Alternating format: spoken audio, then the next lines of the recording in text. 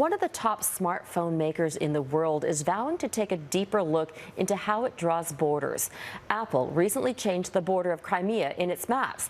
iPhone users in Russia now see the disputed region as part of their country rather than Ukraine. As Redmond Shannon explains, the change is raising questions about the influence tech giants have on sovereignty.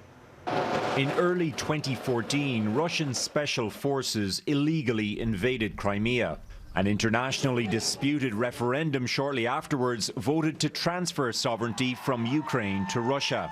Almost 6 years on, and Apple's decision to make Crimea Russian for Russian users has drawn widespread criticism. Apple, Google and Microsoft's Bing maps all draw borders slightly differently, and those lines can change depending on which country you're looking from.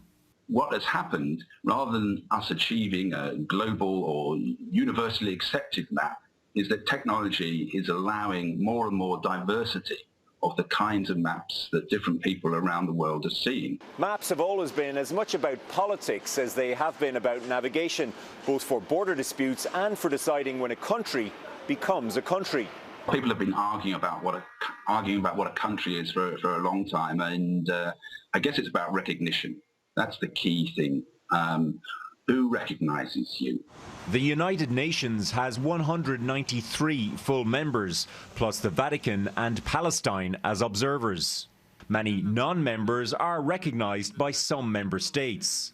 Like Taiwan, only 15 nations recognize Taiwan as independent. That's down to Chinese pressure, but in many respects and on online maps, it's effectively seen as sovereign. Kosovo is recognized by a majority of nations. Most maps show its border as disputed. It has a FIFA soccer team, it's in the Olympics, but not the UN, all because of the UN veto from Serbia's ally, Russia. This is a very complicated issue from the standpoint of international law. We can have an endless theoretical discussion about it, but one undoubtable indicator of a statehood would be the UN membership.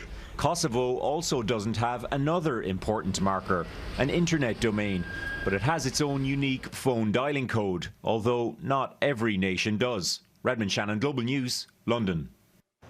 For more on this story, including where countries can go to resolve border disputes, head to our website, globalnews.ca/globalnational.